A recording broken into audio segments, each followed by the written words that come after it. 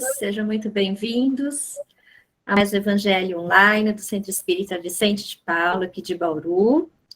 Sintam-se acolhidos, não só amigos de Bauru, mas também de várias cidades da região, participam conosco, recebam o nosso abraço fraterno.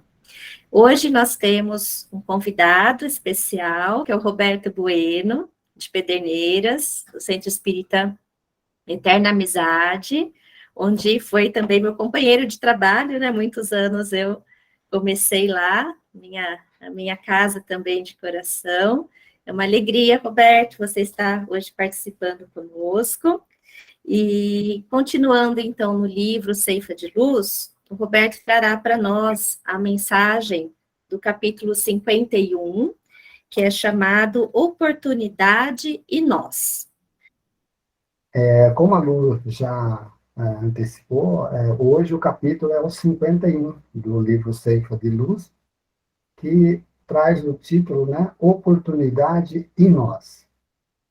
Esse capítulo é muito especial. Ele tem a inspiração de 2 Timóteo, lá no capítulo 2,15, e ele começa, é maravilhoso, porque essa é a última carta, né, a última epístola que Paulo escreve antes de ser degolado.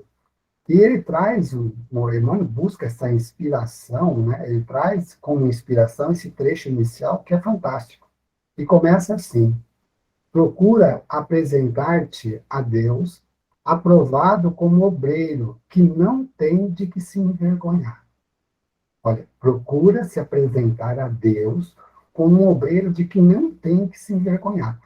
Então, para a gente entender o que ele está querendo dizer, nós precisamos entender o momento que ele estava vivendo. Aonde que Paulo estava quando ele escreveu isso?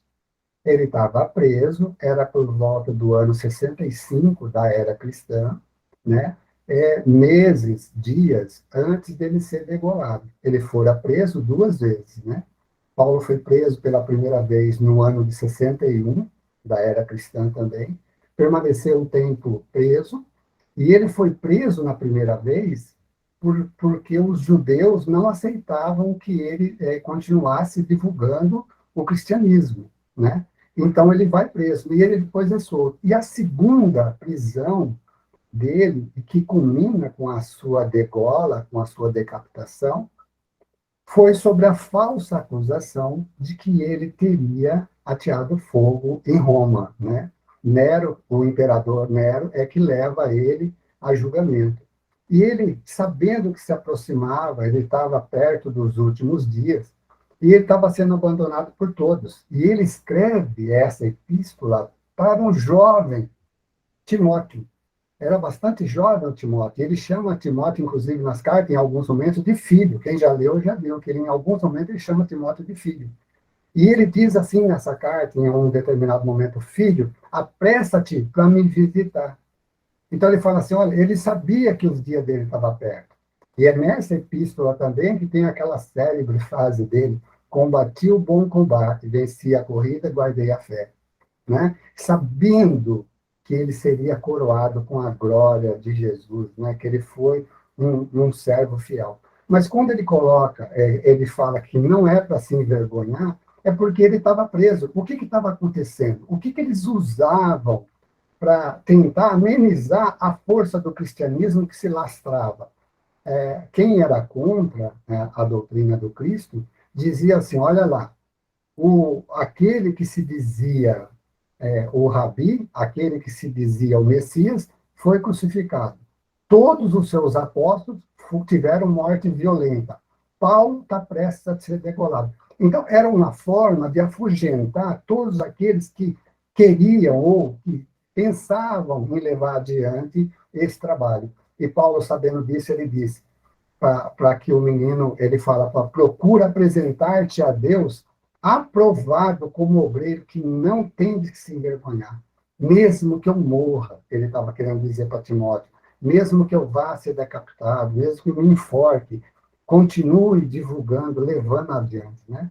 Então, ele fala para os trabalhadores, ele deixa para nós esse legado. É como se a gente trocar o nome aí, tira o Timóteo, coloca César, coloca Luciana, coloca Roberto, coloca todos nós aí. Paulo falando para nós, né, hoje, procura apresentar-te diante de Deus aprovado como obreiro que não tem do que se envergonhar. Né? É para nós essa mensagem. O evangelho ele é vivo, né? Tudo que está no evangelho é vivo, serve para todos sempre. Então, Paulo diz que nós não devemos nos envergonhar, né, do nosso testemunho para Jesus. Então, vamos lá. Eu vou ler na íntegra, depois a gente volta comentando de uma certa... para fechar dentro dos 30 minutos certinho, né? Então, vamos lá. Não admitas que o bem se processe à distância de esforço paciente que o concretize. O Criador estabelece a árvore na semente. A criatura pode protegê-la e aperfeiçoá-la. Recebes da divina providência o tesouro das horas, o apoio do conhecimento, a possibilidade de agir e o benefício do relacionamento, mas a formação da oportunidade para que te realizes nas próprias esperanças depende de ti. Não há confiança profissional sem o devido certificado de competência, nos está dizendo Emmanuel. Não disporás efetivamente da máquina sem conhecer a engrenagem com a respectiva função. Nas áreas do espírito, as leis são as mesmas. Esforçar-te-ás em adquirir entendimento. Praticarás o respeito aos semelhantes. Acentuarás, quanto possível, as tuas prestações de serviço em apoio dos outros.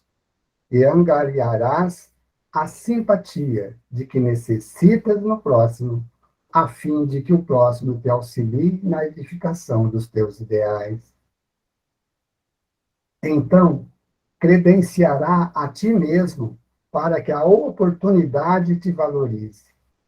Em qualquer tarefa de melhoria e elevação, em que esperemos novas aquisições de paz e alegria, felicidade e segurança, não nos esqueçamos de que a possibilidade nasce de Deus, mas que o trabalho vem de nós. Olha só, as possibilidades vêm de Deus, mas o trabalho depende de nós. E é o que está bem no início, né? A inspiração desse capítulo que está lá no início, quando Paulo passa para a gente dizendo, olha, não tem que se envergonhar do momento, da situação, da forma, para nós espíritas, né? Muitas vezes a gente é colocado assim a nossa doutrina como se fosse uma coisa não boa, né? Que a gente, algumas pessoas confundem a gente com macumbeiro, né? E macumba é um instrumento, né? Nem sabe sobre falsos, acham que a gente leva frango lá para o centro espírita, né? Que a gente acende velas de cores absurdas, né? E que, como se isso fosse prejudicar alguém, né? Fazendo isso. Então, muitas vezes nós também passamos por esse momento de instigação, né? E Paulo ali, mesmo sofrendo toda aquela pressão, sabendo que estava dias de acontecer a sua degola, ele em momento algum jogou a toalha, ele se manteve firme, né? Combatia o bom combate, venci a carreira, guardei a fé. Então, aqui nessa epístola, ele emprega as metáforas do soldado também. Quem já leu essa epístola na íntegra sabe que ele fala do soldado, do atleta vitorioso e do lavrador trabalhador. Ele diz assim, sofre comigo as aflições como um bom soldado de Jesus Cristo. Olha, sofre comigo as aflições como um bom soldado de Jesus Cristo. Nenhum soldado em batalha se envolve com assuntos dessa vida, pois tem como objetivo agradar aquele que o alistou. Quem que alistou Paulo? Quem que teve um encontro com ele no deserto? Saulo, Saulo, por que me persegues? Jesus. Então, não era, ele estava dizendo aqui, não temos que nos desviar com as coisas do mundo. A gente tem os nossos objetivos. Mesmo que digam que a religião que a gente professa não é a boa, que não é a correta, que não é... Quem foi que disse? Jesus não fundou nenhuma religião. Eu e César, nós conversávamos com isso, sobre isso hoje, né? Jesus não disse é essa, aquela outra que salva. Ele disse, eu sou o caminho, a verdade e a vida. Ninguém vai ao Pai senão por mim. Ou seja, senão pelos meus ensinamentos, né? Então, e também se alguém está comprometido, eu só queria fechar esse raciocínio porque eu acho fantástico para juntar, eu acho que é uma engrenagem que se junta, é o côncavo e o convexo aí, esse trecho do Paulo com o trecho de Emmanuel. Ele diz assim, também, se alguém está competindo com um atleta, não recebe a coroa se não seguir as regras, né? Então, assim, o soldado, ele não pode, o soldado, ele tem que servir o seu general, o seu comandante. E aqui ele fala, e também se alguém está competindo como atleta, não recebe a coroa, ou seja, não recebe a medalha, se não seguir as regras. O lavrador que trabalha deve ser o primeiro a receber da partilha dos frutos, ou seja, nós vamos, cada um de nós, através do nosso esforço de evolução, de evoluir, de melhoramento pessoal, de transformação moral ou reforma íntima, como querem alguns, nós é que vamos colher os frutos de melhoria da nossa vida. Então, nada vem de fora para dentro, tudo parte de nós, né? Então, e aí ele fala, não admitas que o bem se processe à distância de esforço paciente que se concretize. Ou seja, nenhum bem vai acontecer sem esforço, sem trabalho. Nós não podemos esperar que alguma coisa vai acontecer. É o que eu acabei de falar, nada vem de fora para dentro. O Emmanuel está dizendo, não admitas que o bem se processe à distância de esforço paciente que o concretize. Então, não vai acontecer nada se a gente ficar esperando. O Criador estabelece a árvore na semente. A criatura pode protegê-la e aperfeiçoá-la. Olha só, que coisa maravilhosa. O Criador estabelece a árvore na semente. Nós somos uma centelha divina. Nós somos uma ramificação do Pai. Nós temos a centelha divina em nós, né? E ele fala, o Criador estabelece a árvore na semente. A criatura pode protegê-la e aperfeiçoar. Então, essa centelha divina que tem em nós, essa luz, né? Como diz o Edgar, se você pegar o maior de todos os assassinos, o maior aquele mais tenebroso, assassino, terrorista, enfim, e você picar ele em pedacinho, lá dentro ainda tem luz, né? Ainda que em estado bem assim latente, né? Mas tem luz, tem a centelha divina. Ninguém é desprovido da centelha divina. Cabe à criatura protegê-la e aperfeiçoá-la, ou seja, a nossa luz depende do nosso esforço, daquilo que a gente vai fazer na prática do bem. E aí ele continua, recebe da divina providência, e eu enumerei aqui, são 4 coisas. Ele coloca assim, ó, que a gente recebe da providência divina o tesouro das horas, o tempo. Então, o tempo. O que nós temos feito com o tempo que a gente tem? Quanto tempo nós temos dedicado do nosso tempo livre, porque a gente usa muito desse tempo para trabalhar em prol de nós mesmos, nas coisas do mundo, mas ele diz assim, o tesouro das horas, ou seja, o tempo, que é um tesouro. O que a gente tem feito com esse tesouro? A gente tem usado mesmo em prol de um bem duradouro, ou a gente tem empregado ele todo numa coisa efêmera, que com a nossa morte, com o nosso desencarne, fica tudo aquilo que é material e a gente parte miserável para o plano espiritual. O tesouro das horas é um tesouro para nós, o tempo. O apoio do conhecimento, está tudo aí, a doutrina, ela esmiuça, o Consolador Prometido que chegou em 1857, ele vem elucidar para nós questão que até então a gente poderia passar batido, mas hoje nós temos o apoio do conhecimento. A gente sabe que fora da caridade não há salvação. A gente sabe que nada que nos acontece, acontece em vão, que ninguém faz mal para mim, a não ser eu mesmo. E que tudo que me acontece, desde uma simples enfermidade a coisa muito mais grave, é fruto do que eu fiz, se não nessa vida, né? Se isso não é dessa encarnação, é de uma encarnação passada. Mas eu não sofro porque alguém me fez mal. Eu estou sofrendo porque eu fiz mal. Eu pequei em algum momento, né? Então, o tesouro das horas, o apoio do conhecimento e a possibilidade de agir.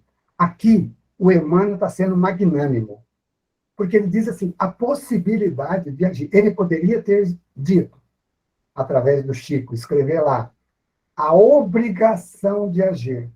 Mas não.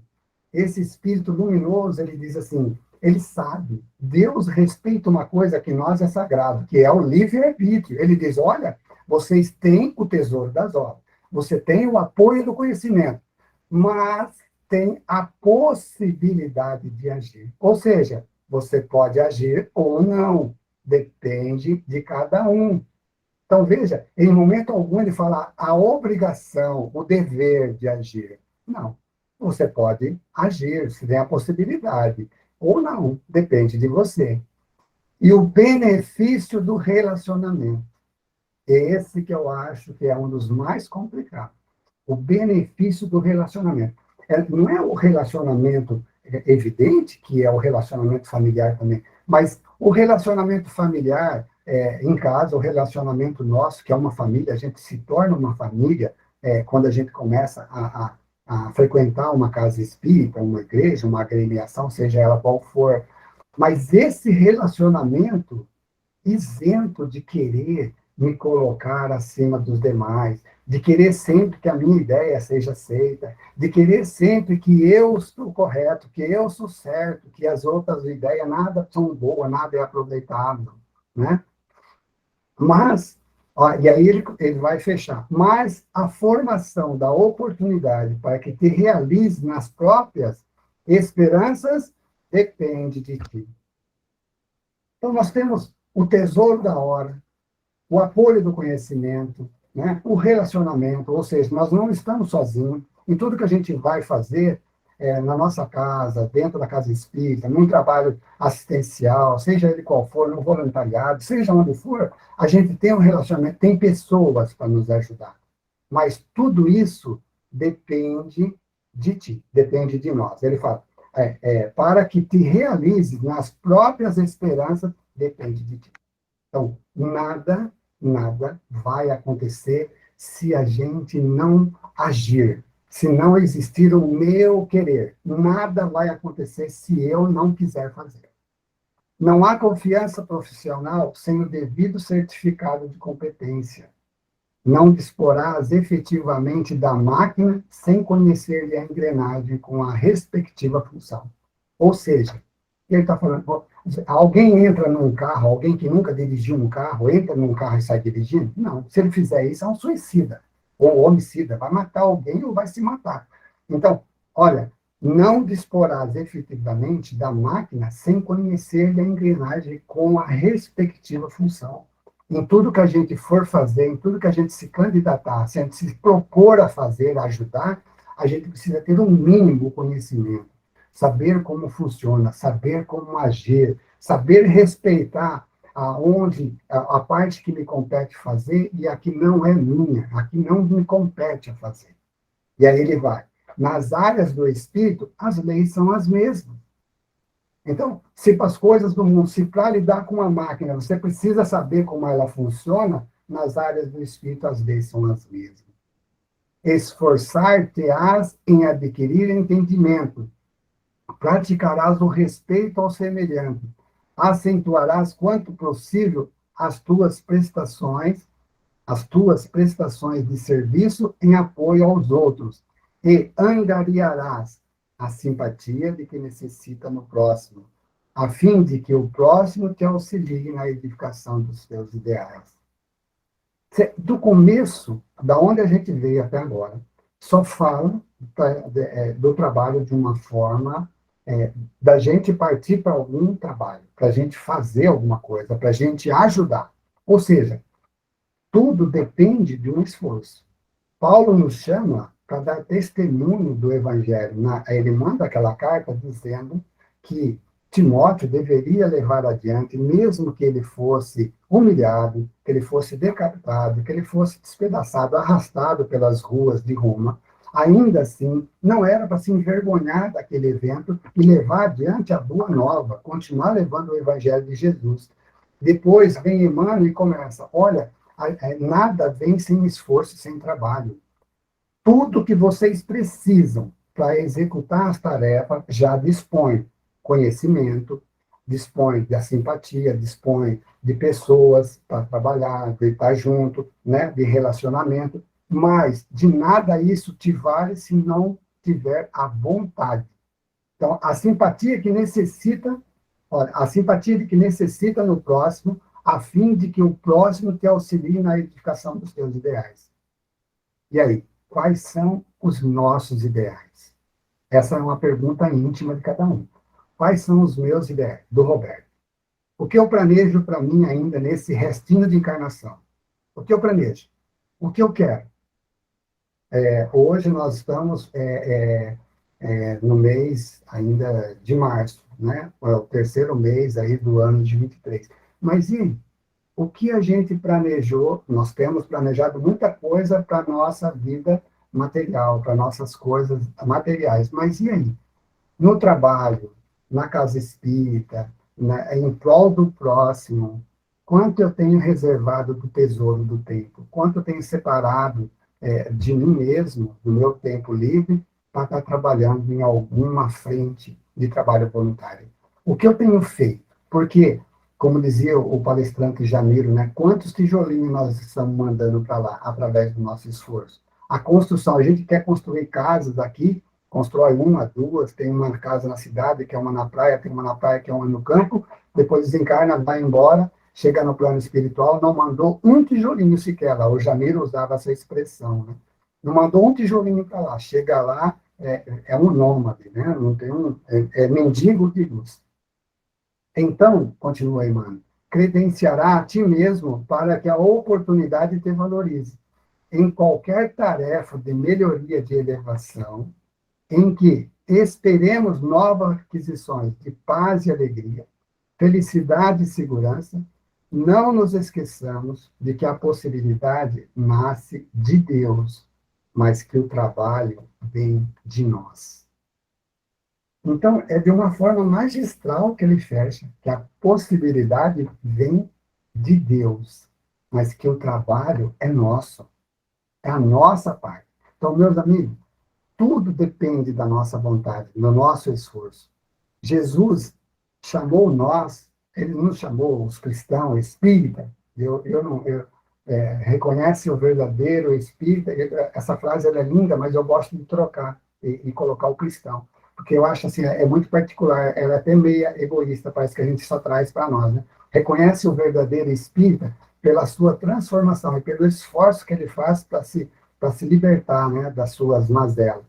Então, eu acho assim, reconhece o verdadeiro cristão pelos esforços, porque cristãos somos todos nós que seguimos os ensinamentos de Jesus. Então, Jesus, ele chamou os cristãos para sermos luz no mundo. Ele chamou a gente para levar o evangelho, para a gente ser pontinho de luz onde a gente está. Não precisa sair daqui e querer trabalhar lá em Minas Gerais, no centro espírita. É aqui, é onde a gente está. Eu aqui em Pederneiras, o César, a Luciana, Celso aí em Bauru, e cada um no seu lugar, no seu bairro, na sua casa espírita. Jesus chamou os cristãos para ser luz no mundo, e não estrela no movimento de uma agremiação religiosa, seja ela qual for.